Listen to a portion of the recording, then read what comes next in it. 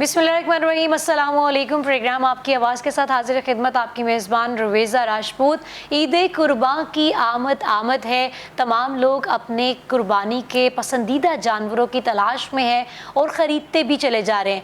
ये एक ऐसा कुर्बानी का दिन है। सबसे पहले तो मैं ये दुआ करती हूँ कि अल्लाह पाक आपकी ये कुर्बानी कबूल व मकबूल भी फ़रमाए। इसमें कई शरई मसाइल भी हैं जिन पर आज हम रोशनी डालेंगे, जिससे लोग बिल्कुल जो है उसको इग्नोर कर देते हैं और बहुत से लोग इससे ला इल्म भी हैं। इस हवाले से बात करने के लिए आज मैंने दावत दे रखी है, मदऊ किया है जी। आलिम हैं, इरफान मोहम्मदी इनका नाम है। रूहानी इल्म से लोगों का फ़ी सबीलिल्लाह इलाज भी करते हैं और एक नौजवान आवाज़ है। इतनी कम एज में इतना एक्नॉलेज्ड हैं, इनको जी वेलकम भी करते हैं। अस्सलाम वालेकुम, कैसे हैं आप? अल्हम्दुलिल्लाह, अल्लाह का शुक्र। आपका जी बहुत शुक्रिया आपके वक्त का। इरफान, सबसे पहले तो मुझे ये बताइए कि कुर्बानी की क्या शराइत है? बिस्मिल्लाहिर्रहमानिर्रहीम। ये शायर इस्लाम है और इस्लाम का एक अहम रुकन है, सुन्नत है हज़रत इब्राहीम अलैहिस्सलाम की। और कुर्बानी जो है ये सिर्फ़ इस उम्मत पर फ़र्ज़ नहीं है, इससे पहले जितनी उम्मतें गुजरी हैं सब पर कुर्बानी अल्लाह सुब्हानहू व तआला ने फ़र्ज़ की है। जैसे अल्लाह ताला कुरान मजीद में फरमाते हैं वलिकुल्लि उम्मतिन जअलना मनसकन लियज़कुरु स्मल्लाहि अला मा रज़क़हुम मिन बहीमतिल अनआम, कि हमने हर उम्मत पर कुर्बानी फ़र्ज़ कर रखी थी।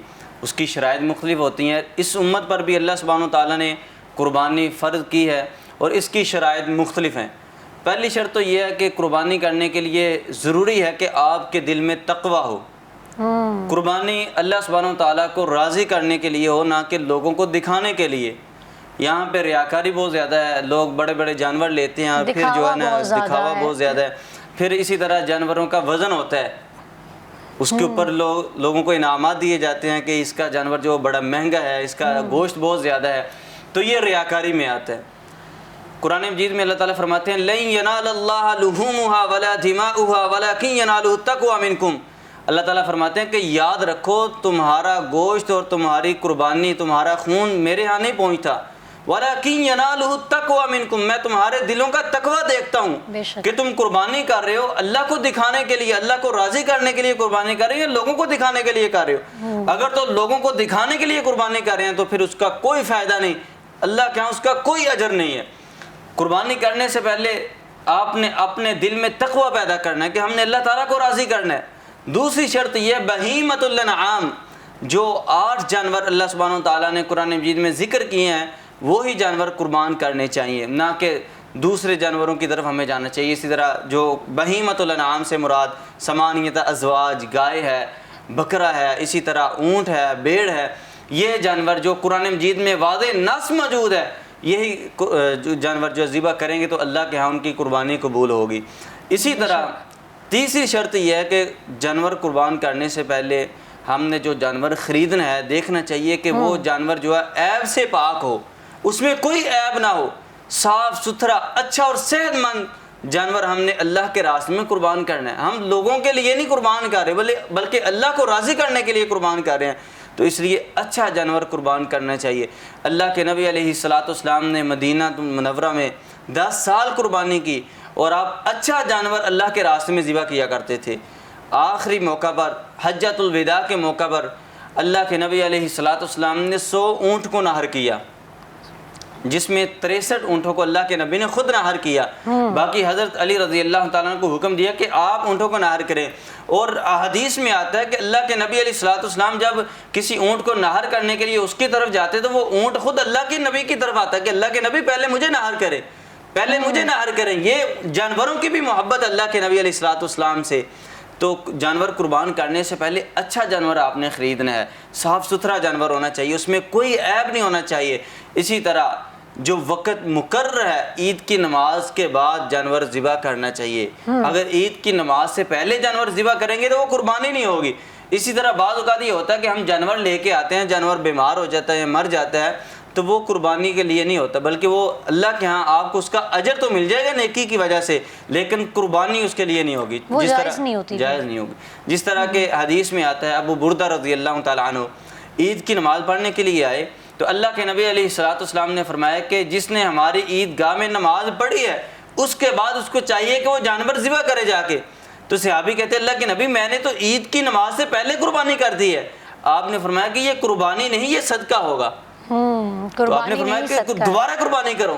صحابی کہتے ہیں ابو بردہ اللہ کے نبی میرے پاس اس کے علاوہ تو کوئی جانور نہیں ہے. ہاں اللہ کے نبی میرے پاس ایک بھیڑ ہے 1 سال کی ہے.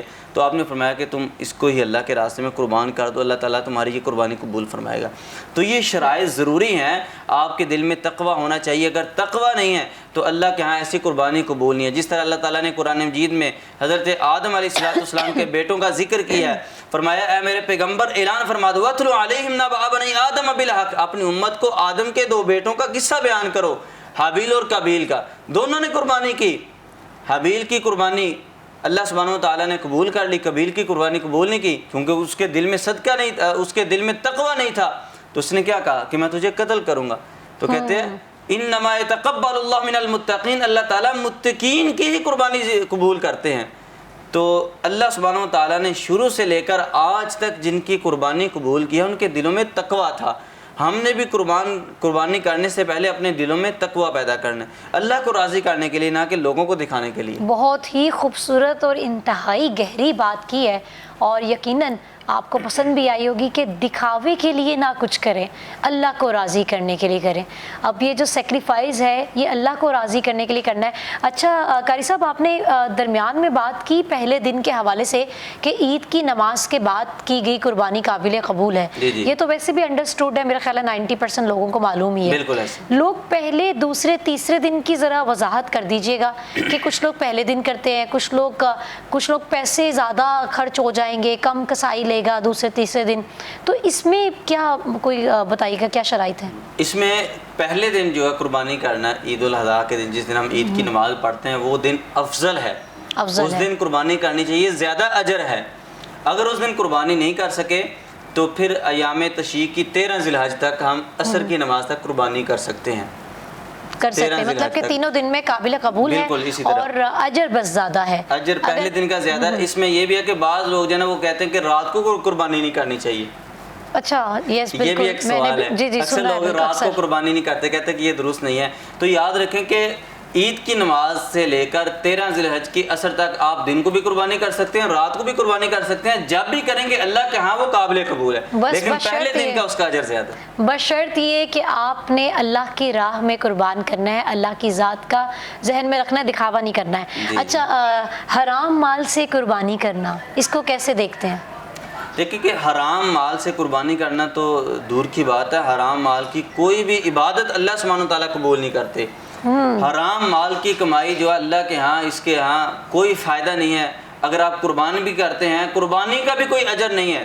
ایسا مال اگر آپ رشوت لیتے ہیں, رشوت دیتے ہیں, سود خوری کرتے ہیں, اسی طرح لوگوں کو رشوت دیتے ہیں, اور جو ناجائز کام ہے حرام ہے, حرام کیا جو آپ کو پیسہ آیا اس سے اگر آپ قربانی کریں گے تو اللہ کے ہاں اس قربانی کا بھی کوئی فائدہ نہیں ہے, نہ اس کا کوئی اجر ہے. ابن عباس رضی اللہ تعالیٰ بیان کرتے ہیں اللہ کے نبی علیہ الصلوۃ والسلام نے فرمایا کہ جس کے پیٹ میں حرام کا ایک لقمہ چلا جائے اللہ سبحانہ تعالیٰ 40 دن تک اس کی کوئی نماز کوئی عبادت قبول نہیں کرتے. یہ تو عبادت ہے, یہ تو نماز ہے, یہ تو قربانی ہے, یہ قبول نہیں ہے. حدیث میں آتا ہے کہ ایک بندہ سفر کر کے بیت اللہ میں چلا جائے, پھر جہاز کا سفر نہیں ہے بلکہ پیدل جائے, صحراؤں کی تپیروں کو کاٹتا ہوا, جنگلوں کی وحشتوں سے گزرتا ہوا, وہ بیت اللہ میں جا کے اللہ سبحانہ تعالیٰ سے رو رو کر دعائیں کرتا ہے, التجائیں کرتا ہے. آسمان سے آواز آتی ہے مطعمک حرام ملبسک حرام مشربک حرام, بندے تیرا کھانا حرام کا, تیرا پینا حرام کا, تیرا پہننا حرام کا, تیری نہ تو کوئی عبادت قبول ہے, تیرا نہ کوئی عمرہ قبول ہے, نہ تیرا کوئی حج قبول ہے. تو حرام مال کی کمائی اللہ کے ہاں, حرام مال کی جو قربانی ہے اللہ کے ہاں وہ قابل قبول نہیں ہے. کوشش کریں آپ نے اللہ کو راضی کرنے کے لیے قربانی کرنی ہے تو آپ نے حلال مال سے قربانی کرنی ہے. پھر اس میں ایک بڑا جو نقطہ وہ یہ ہے کہ اگر ہم ایک قربانی کر رہے ہیں اونٹ کی یا گائے کی, تو اس میں 6 یا 7 لوگ ہیں یا اسی طرح 10 لوگ ہیں قربانی میں اکٹھے ہیں, تو اگر اس میں سے ایک بندہ ایسا جو حرام کی کمائی کا اس نے حصہ ڈالا ہے, اس کی وجہ سے دوسرے لوگوں کو بھی قربانی قبول نہیں ہوگی. اچھا لیکن قاری صاحب اگر باقیوں کو معلوم ہی نہ ہو کہ اس کا سورس آف انکم یہ ہے تب؟ اب دیکھیں کہ دنیا کے معاملات میں ہم بڑی کوشش کرتے ہیں, دنیا کے معاملات میں ہم بڑا جو ہے دیکھ کے چلتے ہیں کہ یہ دوست کیسا ہے، یہ دوست کیسا ہے، اس کی سورس آف انکم کیا ہے، یا اس کی کمائی کیسی ہے، تو ہم کوشش یہ کریں کہ جو ہم حصہ ڈال رہے ہیں جو دوسرے لوگ ہیں پتہ کرنا چاہیے، پہلے تحقیق کریں۔ دنیا کے معاملات میں ہم تحقیق کرتے ہیں تو دین کے معاملات میں ہم تحقیق کیوں نہیں کر سکتے؟ لوگوں سے پوچھیں بھئی آپ کی کمائی کیا ہے، آپ کام کیا کرتے ہیں، آپ کی آمدن کیا ہے، آیا کہ آپ سودی کاروبار تو نہیں کرتے، آپ رشوت خوری تو نہیں کرتے، آپ حرام مال تو نہیں کھاتے؟ پوچھیں اور پھر کوشش کریں کہ جو آپ کے عزیز و اقارب ہیں ان کو آپ کو پتہ ہو کہ یہ لوگ جو ہے یہ حلال کی ان کی آمدن ہے تو ان کو اپنے ساتھ شامل کرنا چاہیے۔ بالکل۔ اونٹ اور گائے کی قربانی کی شراکت، حدیث میں آتا ہے، ابن عباس رضی اللہ تعالیٰ عنہ بیان کرتے ہیں کہ ہم نے اللہ کے نبی علیہ السلام کے ساتھ عید الاضحیٰ کی نماز ادا کی، اس کے بعد ہم نے قربانی کی۔ اللہ کے رسول صلی اللہ علیہ وسلم نے ہمیں حکم دیا کہ گائے میں ہم 7 لوگ شریک ہوئے اور اسی طرح اونٹ میں 10 لوگ شریک ہوئے۔ یہ مستدرک حاکم کی روایت ہے۔ زیادہ سے زیادہ گائے میں 7 لوگ شریک ہو سکتے ہیں اور اونٹ میں 10 لوگ شریک ہو سکتے ہیں۔ اسی طرح ایک بندہ بھی اگر گائے کرنا چاہے تو وہ کر سکتا ہے، اونٹ اگر ایک بندہ بھی کرنا چاہے تو کر سکتا ہے، 2-3 لوگ بھی کر سکتے ہیں۔ یہ زیادہ سے زیادہ جو ہے نا اتنے ہونے چاہیے لوگ، اس سے زیادہ نہیں، زیادہ سے زیادہ اتنے لوگ ہونے چاہیے۔ اچھا، جو کہتے ہیں بچڑے کی قربانی یا بچے کی یا کٹے کی قربانی، اس کو کیسے دیکھتے ہیں؟ اس میں کیا شرائط ہیں، کس طرح ہونا چاہیے؟ جی قرآن مجید میں اللہ سبحانہ وتعالیٰ نے فرمایا کہ آپ نے قربانی کرنی ہے بہیمۃ الانعام، 4 جانور، اس میں اونٹ ہے، گائے ہے، بھیڑ اور بکری ہے، 8 ازواج، یعنی کہ یہ 8 جانور ہوتے ہیں، ان کا نر اور مادہ۔ اس کے علاوہ بعض علماء اختلاف یہ پایا جاتا ہے، وہ کہتے ہیں کہ آپ کٹے کی بھی قربانی کر سکتے ہیں۔ اچھا، اور اس میں دونوں طرف سے رائے موجود ہیں، لیکن ہم نے یہ دیکھنا ہے کہ نص سے جو قرآن و سنت کے دلائل سے ہے وہ 8 جانور جو ہیں اس میں کٹے کا کوئی ثبوت نہیں ہے۔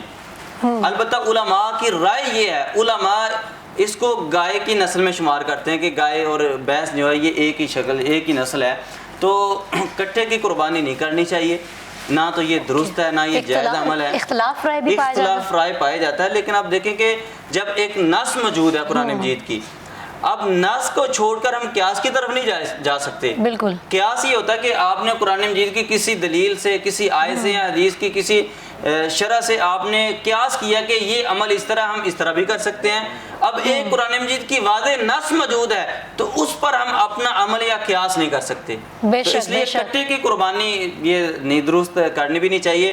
جو واضح نص موجود ہے، دلائل موجود ہیں، وہی جانور ہم نے قربان کرنے۔ قاری صاحب مجھے یہ بتائیے گا کہ فوت شدگان کی طرف سے لوگ جو قربانی کرتے ہیں کہ ہمارے والدین میں سے کوئی اگر حیات نہیں ہے تو اس کا ثواب ان کو جائے، کیا یہ جائز ہے؟ دیکھیں، فوت شدگان کی طرف سے قربانی کرنا یہ درست عمل نہیں ہے۔ بعض لوگ اس کو قیاس کرتے ہیں نبی صلی اللہ علیہ وسلم کی طرف سے کہ اللہ کے نبی علیہ السلام نے قربانی کی۔ حدیث میں آتا ہے رسول اللہ صلی اللہ علیہ وسلم نے 2 جانور منگوائے اور آپ نے فرمایا کہ ایک یہ میری طرف سے ہے اور ایک کے متعلق فرمایا بسم اللہ اللہم تقبل، اللہ تو قبول فرما، من محمد و آل محمد و من امت محمد، اللہ یہ جانور تم محمد صلی اللہ علیہ وسلم کی طرف سے، آل کی طرف سے اور امت کی طرف سے قبول فرما۔ تو اس سے لوگ یہ قیاس کرتے ہیں کہ دیکھیں اللہ کے نبی علیہ السلام نے بھی تو فوت شدگان کی طرف سے قربانی کی ہے۔ اب دیکھیں کہ اللہ کے نبی علیہ السلام کا ایک خاصہ ہے، نبی اور امتی میں فرق یہ ہے۔ اچھا، بعض لوگ دوسری دلیل یہ دیتے ہیں کہ رسول اللہ صلی اللہ علیہ وسلم نے حضرت علی رضی اللہ تعالیٰ عنہ کو حکم دیا تھا اور حضرت علی رضی اللہ تعالیٰ عنہ نے 2 قربانیاں کی، ایک اپنی طرف سے اور ایک اللہ کے نبی علیہ السلام کی طرف سے۔ تو میں دنیا بھر کے علماء کو یہ چیلنج دیتا ہوں کہ آپ اس حدیث کی صحیح سند پیش کر دیں، یہ صحیح سند کے ساتھ، بلکہ یہ بہت زیادہ درجے کی ضعیف روایت ہے۔ تو ضعیف روایت جو ہوتی ہے وہ قابل قبول نہیں ہوتی، اس کو آپ دلیل بنا کے ایک عمل، چونکہ قربانی جو ہے یہ عبادت ہے، تو آپ عبادت کو ضعیف روایات سے کیسے لے سکتے ہیں؟ تو اس لیے فوت شدگان کی طرف سے قربانی کرنا یہ کوئی درست عمل نہیں ہے، بلکہ آپ ان کے لیے دعا کریں، اور قربانی جو ہے یہ ایک مستقل عبادت ہے، یہ آپ نے اللہ کی طرف سے کرنی ہے، اللہ کے لیے کرنی ہے۔ قرآن مجید میں آتا ہے قل ان صلاتی و نسکی و محیای و مماتی للہ رب العالمین، اللہ کے نبی علیہ السلام تہجد کے وقت اٹھتے اور اللہ تعالیٰ سے یہ دعا کرتے، اللہ میری نماز، میری قربانی، میرا جینا، میرا مرنا للہ رب العالمین، اللہ آپ کے لیے ہے۔ تو جب اللہ کے نبی کہہ رہے ہیں کہ اللہ یہ میرا عمل آپ کے لیے ہے، تو آپ غیر کے لیے کیسے کر سکتے ہیں پھر؟ بالکل. اچھا قاری صاحب، ہم نے تو بہت دیکھا ہے، بہت سنا ہے. اب جیسے کہ آپ نے بتایا کہ درست عمل نہیں ہے، پھر کس طرح سے ثواب پہنچایا جا سکتا ہے؟ لوگ تو اس طرح ہی کرتے ہیں. اب دیکھیں کہ آپ خود شدگان کی طرف سے صدقہ کر سکتے ہیں، قربانی نہیں کر سکتے. قربانی چونکہ عبادت ہے اور عبادت کے لیے ہمیں دلیل چاہیے. اب جیسے بعض لوگ اپنے والدین محروم ہیں ان کے لیے قربانی کرتے ہیں، اپنے دادا کے لیے قربانی کرتے ہیں، بعض لوگ تو انبیاء کی طرف سے بھی قربانی کرتے ہیں. اب دیکھیں کہ آپ نے ان کے لیے صدقہ کرنا ہے. جب آپ ان کے لیے صدقہ کریں گے تو اس کا اجر ان کو پہنچے گا. بلکہ ایک صحیح حدیث میں آتا ہے، اللہ کے نبی علیہ الصلوۃ والسلام نے فرمایا کہ جب بندہ قبر میں چلا جاتا ہے تو اس کے بعد بھی 3 اعمال ایسے ہیں کہ خود بخود اس کو اجر و ثواب ملتا رہتا ہے.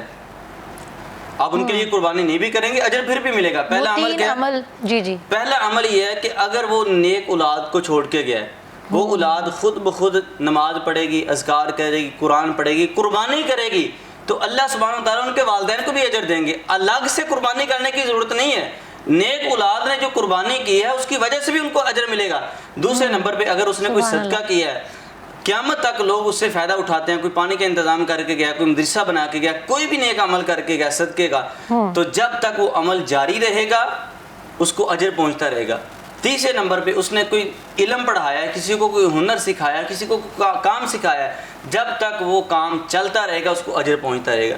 تو یہ صدقے کے مختلف طریقے ہیں. نیک اولاد کوئی بھی صدقہ کرتی ہے، والدین کو اجر پہنچتا ہے. تو اسپیشل ان کے لیے قربانی کرنا یہ درست عمل نہیں ہے. بالکل. جو آپ اپنا قربانی کا جانور لے کر آتے ہیں، اگر آپ یہ عمل کر رہے ہیں تو خوبصورت عمل ہے. اگر آپ کی نیت صاف ہے اور اللہ کی راہ میں قربان کر رہے ہیں تو وہ آٹومیٹیکلی ہی آپ کے مرحوم جو بھی ریلیٹیوز ہیں یا والدین ہیں اپنے دل میں یہ بات رکھے، ان کو ثواب جائے گا اس کا. اسپیشلی اس کے لیے ایک الگ سے جانور لینے کی ضرورت نہیں ہے.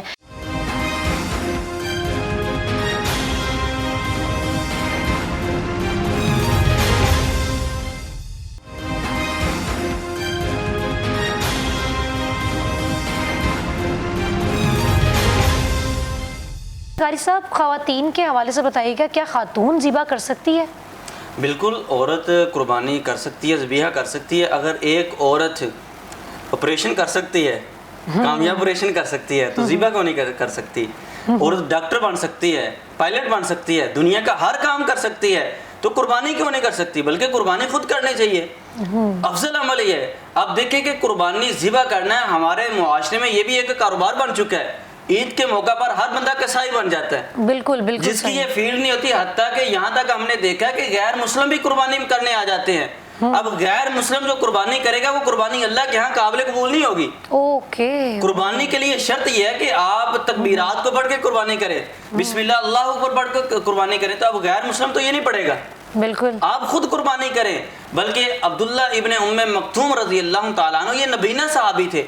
انہوں نے اپنی بیٹیوں کو سکھایا ہوا تھا اور ان کی بیٹیاں خود قربانی کرتی تھی.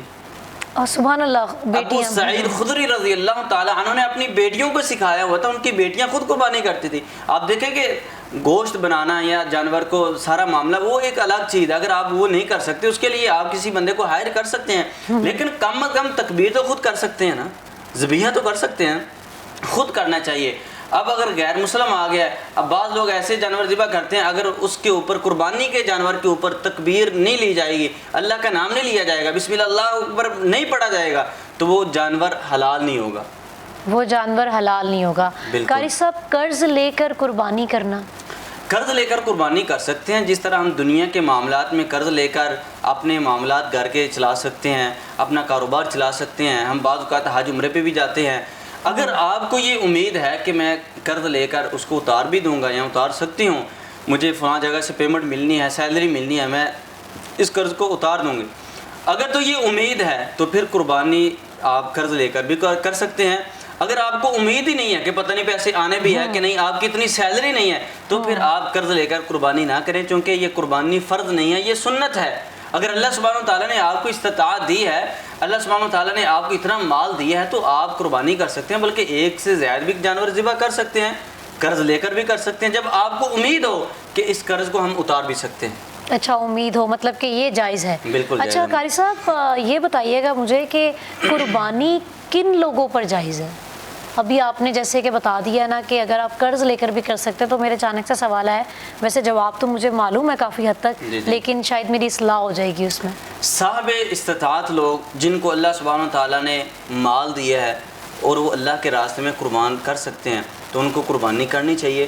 اب دیکھیں کہ ہر عبادت ہر بندے پر فرض نہیں ہوتی، نماز تو ہر بندے پر فرض ہے، روزہ تو ہر بندے پر فرض ہے، زکوٰۃ ہر بندے کے اوپر فرض نہیں ہے، بیت اللہ کا حج ہر ایک کے اوپر فرض نہیں ہے۔ جس کو اللہ سبحانہ تعالیٰ نے استطاعت دی ہوگی وہی بیت اللہ کا حج کرے گا، وہی زکوٰۃ دے گا، پھر وہ مال جو ہے وہ بھی نصاب کو پہنچ جائے گا، 1 سال اس مال کے اوپر گزر جائے گا تو اس کے اوپر زکوٰۃ ضروری ہے۔ اسی طرح اللہ سبحانہ تعالیٰ نے آپ کو مال دیا ہے، آپ کو استطاعت دی ہے، تو آپ اللہ کے راستے میں قربان کریں، چونکہ یہ بہت بڑی فضیلت ہے، یہ بہت بڑی عبادت ہے۔ اب بعض لوگ جو ہے وہ قربانی کرتے ہیں لیکن نماز نہیں پڑھتے، تو نماز بھی پڑھیں۔ یہ جس طرح اللہ کے نبی علیہ الصلوۃ والسلام فرماتے ہیں قل ان صلاتی و نسکی، صلاتی و نسکی، پہلے نماز ہے بعد میں قربانی ہے۔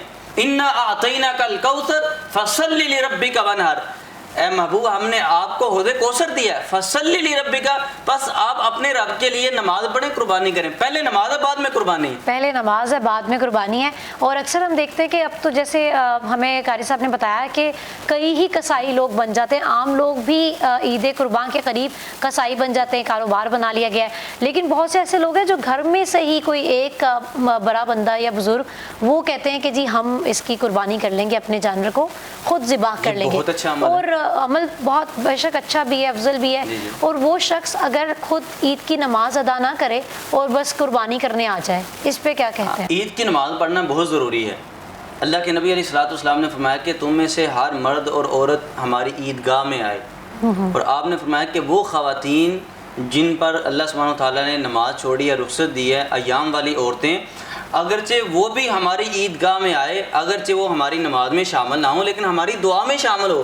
یعنی کہ اگر ایام والی عورتیں بھی عیدگاہ میں جا سکتی ہیں، اتنی اللہ کے نبی نے تلقین کی ہے، تو ایک شخص صرف اس لیے گھر میں بیٹھا رہے کہ میں نے قربانی کرنی ہے، تو پہلے آپ اس عمل کو کریں جو اللہ کے نبی علیہ الصلوۃ والسلام نے حکم دیا ہے، اس کے بعد آپ قربانی کریں۔ قاری صاحب قابل قبول ہے اس کے بعد ادا کرنا یا لازم ہے؟ قربانی نماز جو ہے یہ تو بہت ضروری عمل ہے، قابل قبول یہ عمل اللہ سبحانہ تعالیٰ نے قبول کرنا ہے، اس کے بارے میں ہم کچھ نہیں کہہ سکتے، لیکن یہ ہے کہ سنت کی مخالفت ہے، وہ اللہ کے نبی کی مخالفت کر رہا ہے۔ اللہ کے نبی علیہ الصلوۃ والسلام نے فرمایا کہ جس کو اللہ سبحانہ تعالیٰ نے استطاعت بھی دی ہے، مال بھی دیا ہے، پھر وہ قربانی نہ کرے، وہ ہماری عیدگاہ میں نہ آئے، تو اس پر بڑی وعیدیں ہیں۔ آپ اگر اللہ نے مال دیا ہے آپ قربانی نہیں کرتے تو یہ بھی بہت بڑا گناہ ہے۔ آپ قربانی کر رہے ہیں اور آپ عیدگاہ میں نماز کے لیے نہیں جا رہے تو یہ بھی بہت بڑا گناہ ہے۔ اچھا قاری صاحب، یوم عرفہ کا روزہ کیا فضیلت ہے اور کس دن رکھا جاتا ہے؟ رسول اللہ صلی اللہ علیہ وسلم نے فرمایا کہ جو شخص یوم عرفہ کا روزہ رکھتا ہے اللہ سبحانہ تعالیٰ اس کے 2 سال کے گناہوں کو معاف کر دیتے ہیں، گزشتہ سال اور آئندہ سال۔ اب یوم عرفہ، اس میں علماء کا اختلاف پایا جاتا ہے کہ ہم نے یوم عرفہ کا روزہ کب رکھنا ہے۔ آیا کہ جس دن حاجی میدان عرفات میں ہوتے ہیں اس دن ہم یوم عرفہ کا روزہ رکھیں، یا ہم اپنی قمری لحاظ سے 9 ذی الحجہ کا روزہ رکھیں؟ تو اس میں راجح قول جو ہے علماء کا، جو اتفاق اس پر ہے، جمہور علماء کا جو ہے رائے جو ہے وہ یہ کہ آپ نے اپنے ملک کے لحاظ سے 9 ذی الحجہ کا روزہ رکھنا ہے۔ اب دیکھیں کہ جس دن میدان عرفات میں حاجی ہوتے ہیں اس کے متعلق اللہ کے نبی نے فرمایا کہ اس دن اللہ سبحانہ وتعالیٰ اکثر لوگوں کو جہنم سے آزاد کر دیتے ہیں۔ اس دن جو دعا مانگی جاتی ہے اللہ تعالیٰ اس دعا کو قبول کرتے ہیں، یعنی اتنا افضل دن ہے۔ تو آپ اپنے اختلافات کی وجہ سے اس دن کو جو ہے اس کی عبادت سے خود کو اپنے آپ کو محروم نہ کریں۔ آپ نے اب دیکھیں کہ ہم رمضان کے روزے رکھتے ہیں، کب رکھتے ہیں؟ جب سعودی عرب میں روزے ہوتے ہیں، بلکہ اپنی قمری لحاظ سے روزے رکھتے ہیں۔ بعض لوگ یہ کہتے ہیں کہ ہم نے سعودی عرب کے ساتھ روزہ رکھنا ہے، تو سعودی عرب کے ساتھ ہم روزہ رکھ ہی نہیں سکتے۔ اب دیکھیں کہ جب یوم عرفہ سعودی عرب میں ہوتا ہے، بعض ملکوں میں اس وقت رات ہوتی ہے، اب رات کا تو روزہ نہیں ہوتا، بے شک ہمارے ملک میں 2 گھنٹے پہلے سورج طلوع ہوتا ہے، تو اب کیسے روزہ رکھیں گے؟ اس لیے ہم نے اپنے قمری لحاظ سے علماء کے اس پر فتاوی جات موجود ہیں کہ آپ نے اپنے ملک کے لحاظ سے قمری لحاظ سے یعنی 9 ذی الحجہ کا روزہ رکھنا ہے، اور اس پر اللہ سبحانہ وتعالیٰ اتنا اجر دیتے ہیں کہ 2 سال کے گناہ معاف ہو جاتے ہیں۔ 2 سال کے گناہ معاف ہو جاتے ہیں۔ اور اب جس طرح پیر کو عید آ رہی ہے تو ہم نے اتوار کو روزہ رکھنا ہے، اتوار کو آپ نے روزہ رکھنا ہے. اور مجھے اچھا قاری صاحب یہ بتائیے کہ جیسے آپ نے دلائل اس کے کہاں کہاں ملتے ہیں جو 2 سال کے آپ نے کہا ہے کہ پچھلے حدیث ہے, حدیث میں آتا ہے, اللہ کے نبی علیہ الصلوۃ والسلام نے فرمایا, واضح حدیث ہے, ایک تو ہو نا کہ کسی عالم کا فتویٰ ہو یا قیاس ہو, یہ حدیث میں آتا ہے. اللہ کے نبی علیہ الصلوۃ والسلام نے فرمایا کہ میں اللہ سے امید کرتا ہوں کہ اس پر اللہ سبحانہ و تعالیٰ 2 سال کے گناہوں کو معاف کر دیتے ہیں. بلکہ یہ جو دن 10 ذو الحجہ جا رہا ہے یہ بڑی فضیلت کے دن ہے. اللہ کے نبی علیہ الصلوۃ والسلام نے اس میں پورا عشرہ بھی روزہ رکھے ہیں. بہت خوبصورت. اچھا قاری صاحب یہاں پر ان لوگوں کو جو صاحب حیثیت نہیں ہے اور بہت ہی خواہش رکھتے ہیں اللہ کا گھر جانے کا اور وہ نہیں جا پاتے ہیں, حج نہیں کر پاتے, اور بہت سے لوگ جو ہیں زیادہ تر یہی سوچتے ہیں کہ حج کر لیں گے تو ہمارے پچھلے کوئی گناہ معاف ہو جائیں گے اور پھر وہ روزہ رکھ سکتے ہیں, ان کو کوئی اچھا سا پیغام دیں. آپ دیکھیں کہ جو لوگ حج نہیں کر سکتے ان کے لیے آج میں ایسا عمل بتاتا ہوں کہ ہر روز ان کو حج اور عمرے کا ثواب ملے گا اللہ کے فضل سے. حدیث میں آتا ہے, اللہ کے نبی علیہ الصلوۃ والسلام نے فرمایا کہ جو شخص فجر کی نماز پڑھتا ہے, فجر کی نماز پڑھ کے وہ اپنی جگہ پہ بیٹھ جاتا ہے حتیٰ کہ صبح کا سورج طلوع ہو جاتا ہے, اس کے بعد وہ 2 رکعتیں نماز پڑھتا ہے, نماز اشراق. آپ نے فرمایا کہ حجۃ و عمرۃ تامۃ, فرمایا کہ اللہ سبحانہ و تعالیٰ اس کو پورے حج عمرے کا ثواب دیتے ہیں, پورے حج عمرے کا ثواب دیتے ہیں, پورے حج عمرے کا ثواب دیتے ہیں. اگر اللہ کے نبی ایک مرتبہ کہہ دیں کہ جو فجر کی نماز پڑھ کے اشراق پڑھ کے جاتا ہے اس کو حج عمرے کا ثواب ملتا ہے, ایک مرتبہ بھی کہہ دیں تو اللہ کے نبی کی بات تو سچی ہے, ہمارا یقین تھا. لیکن اللہ کے نبی نے تلقین دی ہے کہ آپ اشراق کی نماز پڑھیں, اللہ آپ کو حج عمرے کا ثواب دے گا, یعنی 3 مرتبہ آپ نے فرمایا. تو آپ نماز کی پابندی کریں اور اسی طرح ہر روز نماز اشراق پڑھیں, اس پر بہت زیادہ آپ کو اجر ملے گا. اور قربانی اگر نہیں آپ کر سکتے, پیسے نہیں آپ کے پاس ہے, اتنا مال و متاع نہیں ہے کہ آپ جانور نہیں خرید سکتے, آپ اپنے دل کو نرم کر لیں لوگوں کے لیے, آپ لوگوں کے لیے قربانیاں کرنی شروع کر دیں, آپ لوگوں کے ساتھ حسن سلوک کریں, اپنے دل میں نفرت نہ رکھیں, اپنی زبان اور اپنے ہاتھ سے مسلمانوں کو محفوظ رکھیں. نبی علیہ الصلوۃ والسلام نے فرمایا من سلم المسلمون من لسانہ و یدہ, مسلمان تو ہوا ہے کہ جس کی زبان اور جس کے ہاتھ سے دوسرا مسلمان محفوظ ہو.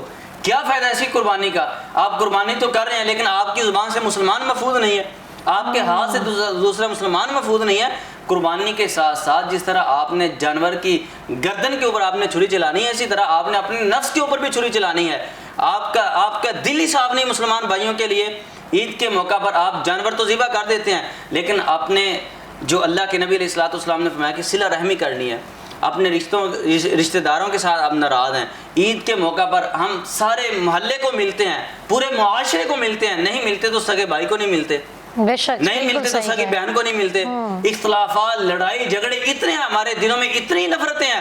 اللہ کے نبی علیہ الصلوۃ والسلام نے فرمایا کہ جو شخص اپنے دل کو صاف کرتا ہے, اپنے دل میں مسلمان کے لیے خیر خواہی رکھتا ہے, اللہ سبحانہ و تعالیٰ اس کو بڑی برکتوں سے نوازتے ہیں. حدیث میں آتا ہے اللہ کے نبی علیہ الصلوۃ والسلام مجلس میں بیٹھے تھے, ایک شخص آیا, آپ نے فرمایا کہ اگر کسی نے کوئی جنتی آدمی دیکھنا ہو اس بندے کو دیکھ لو. 3 دن فرمایا. عبداللہ بن عمر رضی اللہ تعالیٰ اس کے پاس چلے گئے, کہنے لگے بھئی کون سا عمل کرتے ہو, اللہ کے نبی نے 3 دن آپ کو جنتی کہا ہے. کہنے لگے میں کوئی خاص عمل نہیں کرتا, جب رات کو سونے کے لیے اپنے بستر پر جاتا ہوں تو اللہ کو یہ کہتا ہوں کہ اللہ آج جس نے میرے اوپر ظلم کیا میں نے سب کو معاف کر دیا. ارے سبحان اللہ. تو قربانی بھی کریں اور اپنے دلوں کو بھی صاف کریں. بہت خوبصورت بات. اچھا اس میں ہی روزے کی مثال بھی آ جاتی ہے کہ آپ صرف خالی روزہ رکھ لیتے ہیں اور اس میں پورا دن میں لڑائی جھگڑا کر رہے ہیں, کسی کو ناراض کر رہے ہیں, کسی کو تنگ کر رہے ہیں, تو پرہیز گاری کے لیے وہ آپ کو روزہ رکھنے کا کہا جاتا ہے. اسی طرح یہ قربانی کا بھی ہے کہ تمام چیزوں کی قربانی دینی ہوتی ہے, نہ صرف یہ کہ آپ ایک جانور لے آئیں اور اس کو اللہ کی راہ میں قربان کر دیں. اچھا قاری صاحب گوشت کی تقسیم کے حوالے سے بتائیے گا, میں نام تو نہیں لینا چاہتی لیکن میں بھی پرسنلی کچھ ایسے لوگوں کو جانتی ہوں جو قربانی کرتے ہیں اور آدھے سے زیادہ گوشت تو ان کے گھر میں ہی ہوتا ہے کہ ان کی پارٹیز چل رہی ہیں, باربیکیوز چل رہے ہیں. رات کو یہ حدیث میں پڑھ رہا تھا, رسول اللہ صلی اللہ علیہ وسلم صحابی کہتے ہیں ہم قربانی کے گوشت کو 3 حصوں میں تقسیم کرتے تھے, ایک اپنی فیملی کے لیے, ایک رشتہ داروں کے لیے اور فقیروں کے لیے. قربانی جو ہے یہ آپ نے اللہ کے راستے میں جانور ذبح کرنا ہے تو اس کا گوشت آپ نے کوشش یہ کرنی ہے کہ آپ نے زیادہ سے زیادہ محتاجوں تک پہنچانا ہے, مساکین تک پہنچانا ہے. آپ کے محلے میں جو بیوہ عورتیں ہیں, جو یتیم بچے ہیں, یتیموں کو اپنی خوشیوں میں آپ نے شامل کرنا ہے. آپ تو سارا سال گوشت کھاتے رہتے ہیں, کئی ایسے لوگ ہوتے ہیں کہ جو سارا سال گوشت کھا ہی نہیں سکتے, اتنا افورڈ ہی نہیں کر سکتے, تو قربانی کے موقع پر آپ بھی ان لوگوں کو اپنی خوشیوں میں شامل کریں، بلکہ یہ گوشت جو ہے کوشش کریں کہ اس کو زیادہ سے زیادہ آپ تقسیم کریں، اور جو بیوہ عورتیں ہیں، جو یتیم ہیں، جو مساکین ہیں، جو مسافر لوگ ہیں، جو غریب لوگ ہیں، ان کی مدد کریں، ان تک آپ کا گوشت پہنچنا چاہیے۔ اچھا، ایک اہم سوال ابھی میرے ذہن میں آ گیا کہ اونٹ کی گھٹنے کی ہڈی سے جادو کا علاج، اس میں کتنی حقیقت ہے، اور اگر حقیقت ہے تو کیسے ہوتا ہے یہ علاج؟ اب دیکھیں کہ قربانی کے موقع پر جن لوگوں نے اونٹ نہر کرنا ہوتا ہے، اکثر لوگ ان کے گھر میں جاتے ہیں، بھئی ہمیں اونٹ کے گھٹنے کی ہڈی چاہیے۔ جب پوچھا جاتا ہے تو کہتا ہے کہ ہم نے اپنے گھر میں رکھنا، ہمارے گھر میں جادو کا مسئلہ ہے، تو اس سے ہم جادو کا علاج کرتے ہیں۔ بعض لوگ یہ بھی کہتے ہیں کہ جب گھر میں ہوگی اونٹ کے گھٹنے کی ہڈی تو اس سے جادو کا علاج ہو جائے گا، اور جس گھر میں یہ اونٹ کے گھٹنے کی ہڈی ہوگی اس گھر میں جادو نہیں ہوگا۔ تو یاد رکھیں اس کا حقیقت کے ساتھ کوئی تعلق نہیں ہے۔ اللہ کے نبی علیہ السلام نے فرمایا کہ نظر بد یہ اتنی بری چیز ہے کہ اگر اونٹ کو لگ جائے اونٹ ہنڈیا میں چلا جاتا ہے، انسان کو لگ جائے انسان قبر میں چلا جاتا ہے۔ رسول اللہ صلی اللہ علیہ وسلم نے فرمایا کہ میری آدھی امت نظر بد کی وجہ سے قبروں میں چلی جائے گی۔ یعنی اونٹ جو ہے وہ نظر بد کی وجہ سے ذبح ہو جاتا ہے، نہر ہو جاتا ہے، وہ اپنی حفاظت نہیں کر سکتا، آپ کی کیا حفاظت کرے گا؟ تو اس لیے کوئی بھی آپ کے پاس آئے کہ ہمیں اونٹ کے گھٹنے کی ہڈی چاہیے، آپ نے کسی کو نہیں دینی، بلکہ لوگوں کو ان توہمات سے دور رکھیں، لوگوں کو بچائیں اس چیز سے، اور بتائیں کہ یہ کوئی درست عمل نہیں ہے۔ نماز پڑھنے سے جادو نہیں ہوتا، اذکار کرنے سے جادو نہیں ہوتا، سورۃ البقرہ پڑھے گی تو جادو نہیں ہوگا، اونٹ کے گھٹنے کی ہڈی رکھنے سے کچھ بھی نہیں ہوگا۔ اور اسی طرح اچھا قاری صاحب، اس میں یہ بھی ایڈ کر دوں کہ اکثر جو لوگ قربانی کرتے ہیں ان کے گھروں میں لوگ ہڈیاں لینے کے لیے آ جاتے ہیں، کوئی اوجری لینے کے لیے آ جاتے ہیں، اس حوالے سے کیا کہیں گے کہ اس پہ بھی کوئی کیا کرتے ہوں گے اس کے بعد ان چیزوں کا؟ اب دیکھیں کہ اگر کوئی آپ سے اونٹ کے گھٹنے کی ہڈی مانگ رہا ہے تو وہ ہڈی بالکل کسی کو نہیں دینی چاہیے، آپ نے صلاح بھی کرنی ہے آگے سے کہ بتانا لوگوں کو۔ ویسے اوجری اگر کوئی آپ سے مانگ رہا ہے تو بطور کسی کام کے لیے مانگ رہا ہے یا گوشت مانگ رہا ہے تو وہ تو آپ اس کو دے سکتے ہیں اگر آپ سمجھتے ہیں۔ بچی ہوئی ہڈیاں وہ نہیں دینی چاہیے۔ اچھا، وہ کیوں نہیں کر اکثر لوگ ان کے اوپر جادو کرتے ہیں اور ان کے اوپر بہت خطرناک جادو ہوتا ہے۔ اسی طرح بکرے کی شانے کی ہڈی جو ہے اس کے اوپر بڑا خطرناک جادو ہوتا ہے، اس کے اوپر تعویذات لکھے جاتے ہیں۔ پھر جادوگر اکثر عید کے موقع پر ان ہڈیوں کو ڈھونڈتے ہیں، اونٹ کے گھٹنے کی ہڈی کو ڈھونڈتے ہیں، اپنے پاس رکھتے ہیں، پھر ان کے اوپر جو ہے نا یہ موت کا جادو کرتے ہیں۔ اور اسی طرح اگر جو شانے کی ہڈی ہے اگر اس کو بسم اللہ پڑھ کے توڑ دیں گے تو اللہ کے فضل سے اس کے اوپر جادو نہیں ہو سکتا۔ اچھا، اس میں حقیقت پائی جاتی ہے کہ ان ہڈیوں سے موت کا جادو کرتے ہیں؟ موت کا جادو کرتے ہیں، مطلب بکرے کی شانے کی ہڈی کے اوپر تعویذات لکھے جاتے ہیں، اعداد لکھے جاتے ہیں، اعداد لکھ کے پھر اس کو قبرستان میں دفن کیا جاتا ہے، اس کے اوپر جو ہے نا موت کا جادو ہوتا ہے۔ اور اسی طرح بکرے کے دل کے اوپر اکثر کسائی جب آتے ہیں، کساب وہ جانور ذبح کرتے ہیں تو کہتے ہیں کہ ہمیں یہ چمڑا بھی چاہیے اور ہمیں یہ دل بھی چاہیے۔ یاد رکھیں آپ نے قربانی اللہ کے لیے کی ہے تو چمڑا اس کسائی کو کیوں دے رہے ہیں؟ یہ جو چمڑا ہے یہ بھی آپ نے اللہ کے راستے میں دینا ہے، کسی مدرسے میں دے دیں، کسی غریب مسکین کو، یا کوئی ایسی فاؤنڈیشن ہے جو اللہ کے لیے کام کر رہی ہے اس کو دینا چاہیے۔ آپ جانور کو ذبح کرنے کے لیے جو کسائی آیا اس کو اس کی اجرت دیں۔ دل کے اوپر جو ہے نا یہ بھی موت کا جادو ہوتا ہے، یہ بھی موت کا جادو ہوتا ہے۔ اچھا جی، ہمارے ساتھ اگر بسم اللہ پڑھ کے آخری بار اگر بسم اللہ پڑھ کے اس کے اوپر آپ چھڑی لگا دیں گے، کٹ لگا دیں گے دل کے اوپر، تو اس کے بعد اس کے اوپر موت کا جادو نہیں ہو سکتا۔ زبردست جی، ایک بسم اللہ کی پاور ہے، یقیناً آپ سمجھ گئے ہوں گے۔ ہمارے ساتھ قاری عرفان محمدی موجود ہیں، ہم انہیں جی ریکویسٹ کی ہے کہ ہمارے ساتھ منڈی چلیں اور وہاں جا کر ہم دیکھیں گے کہ کون سا قربانی کا جانور ہے جس میں ایپ، کون سے ایسے ایپ ہیں جس کی وجہ سے قربانی جائز نہیں ہوتی ہے۔ ہمارے ساتھ رہیے۔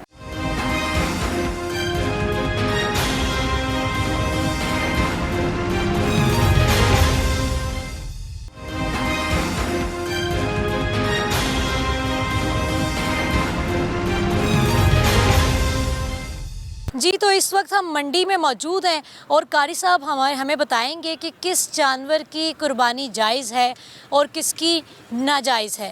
یہاں پر کئی جانور موجود ہیں، ابھی آپ دیکھ سکتے ہیں کہ جی بڑی قربانی کے جانور جنہیں ہم کہتے ہیں، یہاں پر آپ کو گائے نظر آئے گی، بیل ملیں گے۔ قاری صاحب آپ ایپ کی بات کر رہے تھے، جیسے کہ ابھی یہ جانور ہے۔ جی بسم اللہ الرحمن الرحیم۔ دیکھیں کہ جانور میں اگر 4 ایپ پائے جائیں تو ایسے جانور کی قربانی نہیں لگتی۔ حدیث میں آتا اللہ کے نبی علیہ الصلوۃ والسلام نے فرمایا کہ ایسا جانور جو کانا ہو، ایسا جانور جو لنگڑا ہو، تیسرے نمبر پہ ایسی بیماری کی جو بیماری ظاہر ہو، اور چوتھے نمبر پہ اگر ایسا جانور ہے کہ وہ اتنا لاغر ہے، دبلا پتلا ہے، کمزور ہے، تو ایسے جانور کی بھی قربانی نہیں لگتی۔ اگر یہ 4 عیوب پائے جاتے ہیں جانور میں تو ایسا جانور خریدنا بھی نہیں چاہیے اور اس کی قربانی بھی نہیں لگتی۔ ہم نے جانور وہ ذبح کرنا ہے جو اچھا جانور ہو، صحت مند جانور ہو، چونکہ اللہ کے نبی علیہ الصلاۃ والسلام نے جب قربانی کی تو آپ نے بھی اچھا جانور ذبح کیا، اور ابراہیم علیہ الصلاۃ والسلام نے اللہ سبحانہ وتعالیٰ نے جب قربانی کا حکم دیا، ہم دیکھیں کہ قربانی کہاں سے شروع ہوئی، پھر انبیاء نے اس کے لیے کتنی قربانیاں دی۔ ہم تو اللہ کے راستے میں جانور کو ذبح کرتے ہیں، ابراہیم علیہ الصلاۃ والسلام اللہ کے لیے اپنے بیٹے کو ذبح کرنے کے لیے آ گئے۔ جب اپنے بیٹے کو اور اپنی بیوی کو بیت اللہ کے قریب چھوڑا، جنگل بھی آبان تھا، اور کچھ عرصے کے بعد جب وہی بچہ جوان ہوتا ہے تو اللہ تعالیٰ حکم دیتے ہیں کہ میرے خلیل تم میرے لیے اپنے بیٹے کو قربان کر دو۔ تو ابراہیم علیہ الصلاۃ والسلام 3 دن جب حکم ہوا تو حضرت اسماعیل علیہ الصلاۃ والسلام سے پوچھا، تو اسماعیل علیہ الصلاۃ والسلام یہ کہتے ہیں کہ ابا جان، اگر اللہ کا حکم یہ ہے، اللہ میری قربانی چاہتے ہیں تو میں اللہ کے لیے قربان ہونے کے لیے تیار ہوں۔ اب دیکھیں کہ باپ بھی کیسا اور بیٹا بھی کیسا ہے، بیٹا خود اللہ کے لیے قربان ہونے کے لیے تیار ہو گیا اور باپ اپنے بیٹے کو قربان کرنے کے لیے تیار ہو گیا۔ اب دیکھیں کہ ہم جانور ذبح کرتے ہیں تو ہماری کوشش ہوتی ہے کہ جانور میں چاہے عیب پائے جائیں، ہمیں سستا ملنا چاہیے، ہم یہ چیزیں دیکھتے ہیں، لیکن ابراہیم علیہ الصلاۃ والسلام نے اللہ کے لیے پسندیدہ چیز کو ذبح قربان کرنے کے لیے تیار ہو گئے۔ قربانی کی مثال ہی یہ ہے کہ آپ اپنی پسندیدہ چیز کو قربان کریں۔ اچھا قاری صاحب، جیسے کہ یہاں پر کئی جانور موجود ہیں، یہ سامنے والا جانور، اس کی تو پسلیاں نظر آ رہی ہیں۔ آپ دیکھیں کہ یہ اتنا کمزور اور دبلا پتلا یہ جانور ہمیں نظر آ رہا ہے، تو ایسے جانور کی قربانی میرے خیال میں آپ کو بچنا چاہیے، کیونکہ ہم اللہ کے لیے کر رہے ہیں، لوگوں کو راضی کرنے کے لیے تو ہم قربانی نہیں کر رہے۔ پھر اسی طرح جو 4 عیب میں نے ابھی بتائے ہیں، یہ دیکھیں ماشاءاللہ یہ بھی بالکل قاری صاحب، اگر سینگ اس کے نہیں ہیں، اب دیکھیں کہ جس طرح 4 عیب تو میں نے بتا دی ہیں، اسی طرح 2 عیب جو ہے اس میں یہ بھی ہے کہ اگر سینگ کٹا ہوا ہے، سینگ کٹا ہوا جانور بھی، اس کی بھی قربانی نہیں لگتی۔ جیسے کہ اس کا سینگ کٹا ہے۔ اب بظاہر تو یہ لگ رہا ہے کہ اس کے سینگ اسی طرح کے ہیں، اگر پیدائشی طور پر شروع سے اس کے سینگ اسے ایسے ہوں تو ایسے جانور کی قربانی ہو سکتی ہے۔ اگر جانور کے سینگ کٹے ہوئے ہیں یا کسی نے خود کاٹے ہیں تو ایسے جانور کی قربانی بھی نہیں لگتی۔ یہاں پہ بہت سارے ہمیں ایسے جانور مل جائیں گے، ہم دیکھتے ہیں ابھی انشاءاللہ۔ صاحب ہمیں پتہ کیسے چلے گا کہ یہ نیچرل ہے اور یہ کٹے نہیں ہوئے؟ جیسے ابھی یہ جانور ہے، اس کے نیچرل ہے سینگ یہ بالکل یہ نیچرل لگ رہے ہیں، اور بعض لوگ جو ہے نا وہ خوبصورتی کے لیے بھی سینگ کاٹ دیتے ہیں، تو اس سے جانور کی خوبصورتی واضح ہوتی ہے۔ دیکھیں اللہ کی بنائی ہوئی جو تخلیق ہے، جس چیز کو اللہ سبحانہ وتعالیٰ نے پیدا کیا ہے، اس میں تبدیلی نہیں کرنی چاہیے۔ اللہ کی تخلیق کو، اللہ کی خلقت کو آپ کیسے چینج کر سکتے ہیں؟ ہاں، اس کے سینگ جو ہے نا یہ اس طرح لگ رہا ہے بظاہر کے کٹے ہوئے ہیں، تو یہ سامنے بھی ایک جانور ہے، اس کے کٹے ہوئے لگ رہے ہیں اور اس کے بھی لگ رہے ہیں۔ یہ جو وائٹ کلر کا اس طرح کے، اس کے سینگ جو واضح ہمیں نظر آ رہے ہیں کہ جس طرح اس کے سینگ کٹے ہوئے ہیں، تو کمزور سا بھی ہے یہ کمزور سا بھی ہے، ٹانگیں بھی مارتے ہیں ان سے۔ بسم اللہ۔ تو جیسے آپ نے دیکھا کہ ایسے کرش کیے ہوئے، ایسے لگ رہا ہے کہ کٹے ہوئے ہیں، آپ نے باقاعدہ آ کے دیکھنا ہے کہ وہ گلائی کی شیپ میں ہیں تو وہ نیچرل سے ہوتے ہیں، اور جو اوپر سے کرش سے لگ رہے ہیں وہ کٹے ہوئے ہیں اور اس کی قربانی جائز نہیں ہے۔ اس کے سینگ کٹے ہوئے ہیں بھائی جان؟ ہاں جی، یہ اس کے جی اس کے سینگ جو ہے نا یہ کٹے ہوئے ہیں۔ اچھا، کٹے ہوئے ہیں اس کے سینگ؟ ہاں جی، جماندرو تو نکلے ہوئے کوئی نہیں، جماندرو یہ نسل نہیں، شروع تو نہیں ہے، شروع تو نہیں ہے، اپنی اپنی نسل ہوندی ہے نا، یہ شروع تو ہی نہیں ہے نا پہ۔ ہاں جی، انہاں دے ہیں پہ، ٹھیک ہے۔ تسی یہ جی بنا رہے ہیں کہ ساڈے حال تے کوئی مہربانی کرو، اسی پردیسی ہیں، مال ویچن آئے ہیں۔ کن مشکلات کا سامنا آپ؟ سانو تو پولیس والے اتنے نہیں کر دیں پہ، ساڈے کول 10,000 روپیہ فی بندے پٹھا لائی کھلیں تے ہر رات دا سانو 10 بندے 5 بندے جہے مال چونے لگ مگر جاندے پھاتے ساڈے کو پیسے لیندے تھانہ اربان سبورا، یہ کوئی ساڈا ماں پیو نہیں بنتا، سانو تو بڑا تنگ کیتی کھلیں۔ پردیسی ہیں، مال ویچن آئے ہیں تو ساڈا تو مال ہی لیندے نے، ساڈیاں تو جیباں ہی صاف کیتی کھلیں۔ یہ پیسے مانگتے ہیں وہ؟ آدھے جی اتنے جانور کیوں بننے ہوئے نے، تے بھائی جو اڈے والا ہی سرکاری جگہ ہے یہ کوئی؟ نہیں، یہ اڈے والا دی جگہ ہے۔ آپ پیسے دیتے ہو؟ ہاں، اڈے والا نے 2,000 روپیہ جانور تا دینے ہیں۔ ہم قانون کرتے رہتے ہیں اور یہ ہوتا ہے ہمارے شہریوں کے ساتھ، परदेसी हैं, बाहर से आते हैं, ख़ुसूसन कुर्बानी के टाइम पे ये लोग आते हैं कुर्बानी से चंद रोज़ पहले और आके अपनी मंडी लगाते हैं और उनको तरह तरह से तंग किया जाता है। हम अगर सरकारी सेटअप की बात कर लें, शाहपुर कांजरा पे भी हमने शो किया था और वहाँ पर बकौल व्यापारियों के वो कह रहे थे कि जी हमें जो चारा है, जो भी खाने की चीज़ें हैं जानवरों की, वो हम बाहर से ले तो हमें सस्ती मिलती हैं, बाहर से अगर 500 की है तो अंदर 1400 की है।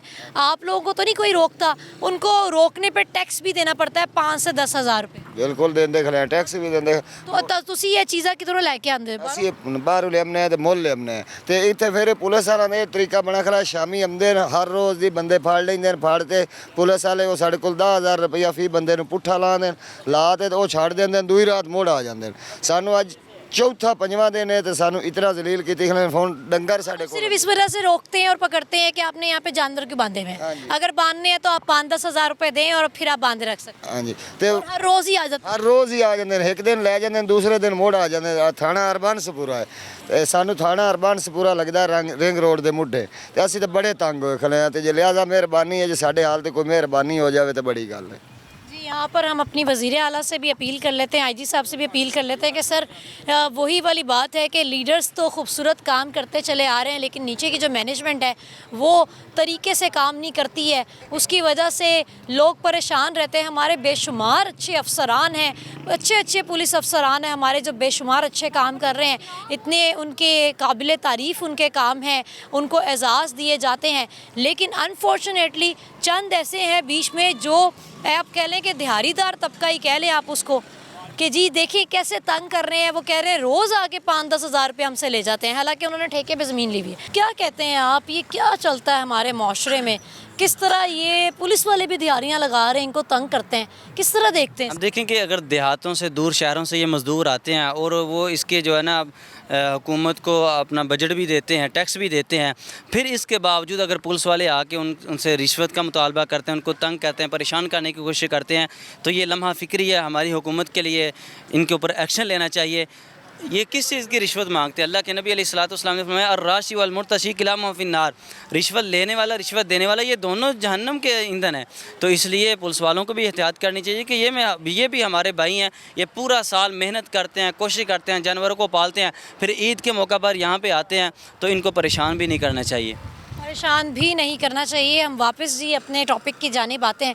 अच्छा कारी साहब, ये जानवर जो है इसके सींग कटे हुए हैं? बिल्कुल, इसके सींग कटे हुए हैं, तो जिसके सींग कटे हुए हों ऐसे जानवर की कुर्बानी नहीं लगती, तो ऐसे जानवर को ख़रीदना भी नहीं चाहिए। और इसी तरह बाज़ जानवर ऐसे होते हैं जिनके कान भी कटे होते हैं, तो कान कटा या सींग कटा हुआ ऐसा जानवर जो है वो भी उसकी कुर्बानी होती नहीं है। अल्लाह के नबी अलैहिस्सलाम ने मना किया है।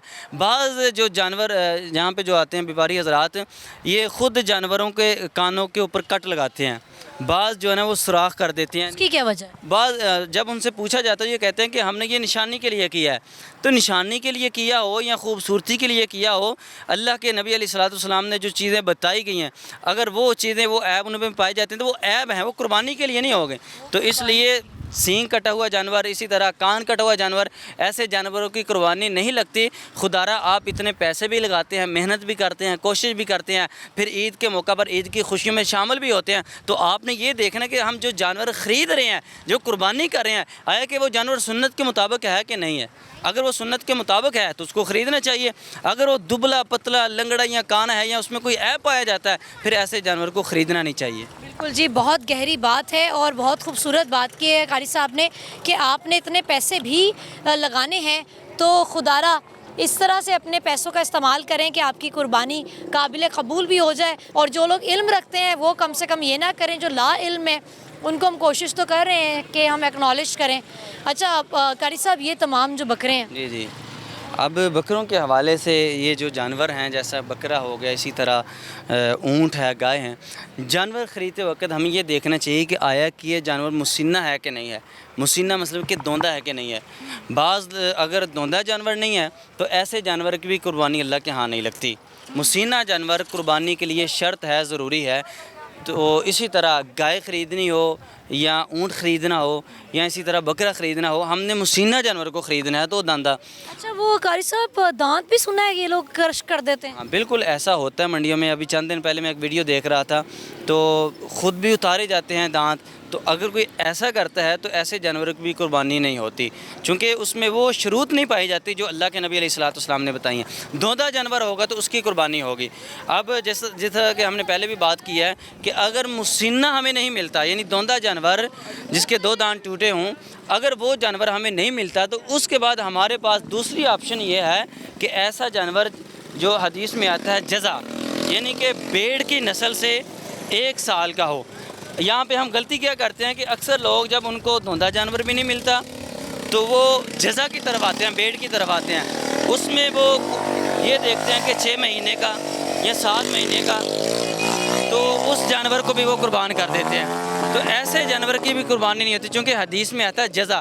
اب جزا کی وضاحت جو ہے یہ بھی ہم نے لغت سے دیکھنی ہے، حدیث سے دیکھنی ہے. تو جزا ایسے جانور کو کہتے ہیں بھیڑ میں جو 1 سال کا ہو. جو 1 سال کا صورت میں جب ہمیں مسنہ یعنی دوندا جانور نہیں ملے گا تو دوسری آپشن ہمارے پاس یہ ہوگی کہ جزا وہ 1 سال کا بھیڑ کی نسل سے. اگر ہمیں وہ دوندا جانور یہ کہہ رہے ہیں اگر وہ آپ کو نہیں ملتا ہے تب آپ نے جزا کی جانب آتا لانا ہے، لیکن اس سے پہلے آپ نے وہی تلاشنا ہے. اتنے جانور لے کر آئے ہیں آپ، کہاں سے لے کر آئے ہیں پہلے یہ بتائیں. یہ باہر سے ہے، گجرا اپنا کیا ہے ملتان والی سائڈ، باول نگر والی سائڈ سے آئے. گجرانوالا ملتان یا بھاول نگر؟ باول نگر والی سائڈ سے ہے، یا گجرانوالا سے بھی آئے لوگ، پر ہم تو آئے ادھر اپنا باول نگر والی سائڈ. اچھا باول نگر والی سائڈ سے آئے. کیسے لے کر آئے ہیں؟ اتنی گرمی کی شدت ہے، کس طرح سے کس ٹرانسپورٹ پہ ان کو لے کر آئے ہیں یہاں پر؟ یہاں ٹرکوں پہ آتا ہے مال. ٹرکوں پہ آتا ہے. کیا ان کی خیال کیسے کیا جا رہا ہے؟ اتنی گرمی ہے، بیمار نہیں پڑ جاتے؟ نہیں بیمار تو پڑ جاتے ہیں، پر کیا کرے، مجبوری ہے نا، کام تو کرنا پڑتا ہے نا، یہ تو شروع سے ہی اسی طرح ہی آ رہا ہے. اچھا مجھے خان صاحب یہ بتائیں، خان ہی بظاہر دکھ رہے ہیں مجھے آپ، مجھے یہ بتائیں کہ اکثر ہم دیکھتے ہیں کہ بڑے جانوروں کے کان کٹے ہوتے ہیں، سینگ کٹے ہوتے ہیں، تو یہ کیسے؟ نہیں سامنے والے کے یہ اس کے سینگ کٹے ہوئے ہیں کہ تو یہ قدرتی ہوتے ہیں کاٹے جاتے ہیں؟ یہ قدرتی ہوتے، کوئی بھی نہیں کٹواتے، یہ قدرتی طور پہ ہوتے. جہاں یہ اس کے یعنی کہ پیدائش ہوتی ہے وہاں پہ کوئی یعنی کہ لڑائی آپس میں ہوتی ہے، اسی طرح کوئی حادثاتی طور پہ کٹے جاتے، کوئی جان کے نہیں کرتے. ویسے ایک میڈیسن لگائی جاتی ہے جس سے آتے ہی نہیں ہے سینگ، وہ کتنا کیا جاتا ہے؟ نہیں اس کے بارے میں ہمیں نہیں پتہ، کوئی آئیڈیا نہیں ہمیں. یہ تو گھروں میں رہتے. یہ میڈیسن والا ہے، یہ جیسے اس کے سینگ ہے نا، اس کی میڈیسن لگائی جاتی ہے. یہ جو سامنے ہے، اچھا اس کے تو قاری صاحب بالکل ہی ختم. ہم دیکھیں کہ ایک بھائی کہہ رہے ہیں کہ ایسے نہیں ہوتا، دوسرے کہہ رہے ہیں کہ ایسے ہوتا ہے. تو سینگ جو ہے نا یہ میڈیسن لگی ہوئی ہے، میڈیسن بھی لگتی ہے. تو شرن ہم نے تو یہ دیکھنا ہے کہ اگر اس میں ایپ پایا جاتا تو پھر ایسے جانور کو نہیں خریدنا چاہیے. سینگ کٹا ہوا ہے یا اس میں میڈیسن لگائی گئی. قاری صاحب اگر وہ پیدائشی ہی لگایا ہوا ہے تو بھی ایپ میں آئے گا؟ اگر تو خود لگایا تو وہ ایپ میں آئے گا. اگر تو پیدائشی طور پر ایسے ہیں، کوئی میڈیسن استعمال نہیں کی، نہ اس کے کاٹے گئے ہیں، تو پھر تو وہ شرن درست ہے. اچھا صحیح ہو گیا. اچھا یہ کان وغیرہ کاٹتے ہیں وہ کیا نشانی کے لیے یا کیا ڈیزائن بناتے، کیا کرتے ایسے نا وہ جب جانور لڑتے ہیں نا اسی وجہ سے کاٹ کے جاتے، یا ریڑے میں جھپتے ہیں وہاں کو ساک لگی پھر کاٹ کے جاتے ہیں، ویسے نہیں کاٹ کے جاتے. جس کا کان کاٹ کے جائے وہ تو جانور قربانی پہ جائز بھی نہیں ہے. صحیح ہو گیا جی. ہم آخر میں قاری صاحب سے آخری پیغام بھی لیں گے اور یہیں سے آپ سے اجازت بھی چاہیں گے. ویورز ہم نے آج آپ کو یقیناً آپ کی اصلاح بھی کی ہوگی اور آپ تک صحیح معلومات بھی پہنچائی ہوں گی. منڈی میں ہم نے آپ کو پریکٹیکل بھی آ کے دکھا دیا کہ کن جانوروں کی قربانی جائز ہے ناجائز ہے. قاری صاحب ایک اچھا سا پیغام کے ساتھ ہم اختتام کریں گے. آپ کی میزبان نے اجازت لے لیا. میں یہی کہوں گا کہ جس طرح ہم دنیا کے معاملات میں تحقیق کرتے ہیں، سبزی لینے کے لیے جائیں تو اس پہ بھی ہم تحقیق کرتے ہیں، ریٹ کرتے ہیں، اچھی سبزی ہم لیتے ہیں. تو اسی طرح یہ جو جانور ہے یہ ہم نے اللہ کے لیے ذبح کرنا ہے، اللہ کے لیے قربان کرنا ہے. تو یہ بھی لیتے وقت ہم نے تحقیق کرنی ہے. ہم یہاں پہ یہ کہہ دیتے ہیں کہ ہمیں علم نہیں تھا. تو بھائی آپ کو علم نہیں ہے تو آپ علم سیکھیں نا. دنیا کے کام سیکھتے تو دین کے اعمال کیوں نہیں سیکھتے؟ تو اس لیے جانور خریدتے وقت جو ہم نے ایپ بتائے ہیں یہ خیال رکھیں. اگر یہ ایپ پائے جاتے ہیں تو آپ جتنا مہنگے مرضی جانور کر لیں تو ایسے جانور کی قربانی اللہ کے ہاں قبول نہیں ہوتی.